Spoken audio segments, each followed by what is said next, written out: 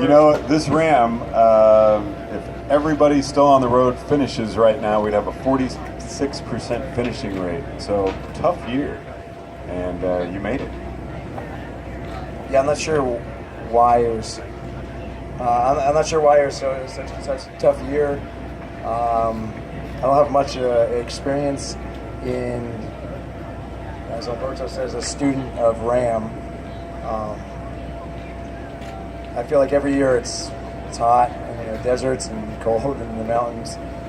So again, I only vaguely remember and know what happened on my end.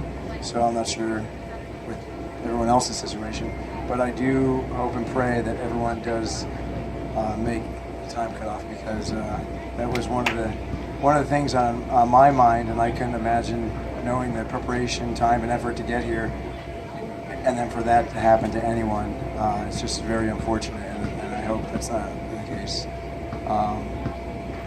But my crew did a great job of not informing me of who was out there, which is good. But so I'm not sure who's still out there. So they really did keep it a contest, really against yourself. Absolutely. Yeah. They did a great job of keeping me on the go at all times. There's never any negative comments or hesitation from anyone, which was very fortunate. As you know, that can go. I can go either way every year with a different crew. But I was fortunate enough to have 10 crew, amazing folks. Like I said, I personally never caught any negativity, any bad, posture or attitude towards anything. And anything I asked or that someone else asked of them, they're on it. And that's I feel a great reason why we made it. Was there ever a time you were getting concerned about making the cutoff? I believe there's a couple, but I honestly didn't even think about it until maybe the last day or two. And it was because I knew how much climbing was in the last, say, third of the race. But you really can't even add 37 plus 20, so it doesn't really matter. It's 57. Somewhere around there. And plus, Alberto Blanco, the crew chief, like I said, he's well experienced and great knowledge in this sport and tons of love. And yeah, he said, he said if there was a problem, or if I had any doubt, he would know about it. And of course I know that he would not, he wouldn't allow it to get cut that short without saying, okay, now you're going to start doing 1 minute sprints. It had to be pretty inspiring for you to have a crew chief who had done so well his rookie year at RAAM. Exactly. So I am in a very unique and beneficial position because ever since he took me under his wing 2 years ago, he also took me to a race across the West, and and complete open book, and he's told me, what things he worked on, what he was successful in, what he wasn't successful in, and that's why I just mentioned to Vic, where he is right now, underneath, it's unbelievable, to go over 3,000 miles, and if I was to take off my everything right now, it would look like I just did a 100-mile training ride, and it's because of the care and the preparation that Alberto told me in the months leading up to doing this, and what I had to take care of, what I had to maintain, and then obviously throughout the race, him maintaining on me. The issue is the one thing we can see and are allowed to see is your lip. Oh yeah, sorry, yeah. Which is pretty funny because he said he had the same thing during his crossing, and he said he can care less about that. So I was like, well, if that was his minor concern, it should probably be my minor concern. I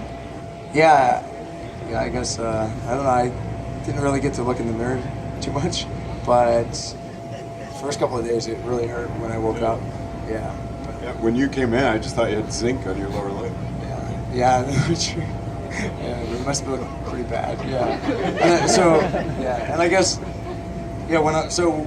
it's been okay because for the last 12 days, all I've got to socialize with was RAAM people. But I guess when I take this off, it's going to look a little strange in civilian, regular world. Doesn't look like you had any edema. You're walking around just fine. I mean, I was just getting ready to ask. It seems like you've really held together just fine. Yeah. Yeah, very. Good job, Alberto. Yeah, it's unbelievable. The things he did for me. I don't know if every crew chief is like this, but he would wake me up and he would start dressing me. Literally start dressing me, clean me up, put my socks on, and he did that every day and night, after every sleep break. I mean, and he really did gave 3 lifetimes worth. I mean, it was unbelievable. I mean, to the point where I know he's trained, and that's nothing against him, but I mean, that's how much love and passion that he has for this sport, and that he shares. It's quite amazing. Well, and in a sport where you're out there by yourself, even though you've got the crew with you, following you and everything, but it's really nice to know that there's someone there who really cares about you. Oh yeah, absolutely. And as he had mentioned in one video, his success is based on my success and vice versa. And he always mentions, okay, we're going to, everything that he's told me to purchase over the last 2 years, we used it during RAAM, and because he knew that it was going to come in place at one time or another, and we had tons of stuff that we never even had to touch, but that was a different emergency situation. But yeah, so it is quite great to have that on my side. So you'll be crew chiefing for Alberto next year when he goes solo? Yeah, baby. Yeah, that's what We got a smile out of it. Hopefully he's coming back next year. He already knows the vehicles are his. And yeah, everything's his. I don't think he actually needs a crew chief. He's kind of, like he says, he runs his operation on the bike, which is pretty. It's pretty impressive. And all I had to do was pedal. But yeah, so I would not feel comfortable in that situation, and I don't know many people that could live up to that. What was your favorite part of the route this year? Just a point that really stood out to you. I don't care if it was beautiful scenery, you felt especially good, something just that really stood out to you this year that is most memorable. Last year there's maybe a 7 or 8 mile gravel section. Oh yeah. And so when we went that way, he was saying, hey, this is my favorite route. You knew how much I disliked it last year. And so we were on it, and I was kind of going around the turns, and I was like, crap, when's it coming? And then he said, no, we're on it. If it got paved, I guess, sometime this past year. So that was probably my favorite part, because it wasn't gravel anymore. Well, yeah, that might be horrible, but it was just, last year was just a bad experience. I don't know. It was just very, very slow. I felt like I didn't even know how to ride a bike. It was just, it wasn't good for me now. Now, if you don't have anything to fill the void, having RAAM come to an end can be a pretty difficult thing. I think a lot of people think, well, I can't replace this, so I'm going to do it again. What are in your plans to take the place of all the training and focus and everything that you've had to do over the last year to prepare yourself for RAAM? Pretty much stocking and preparing for Alberto's RAAM.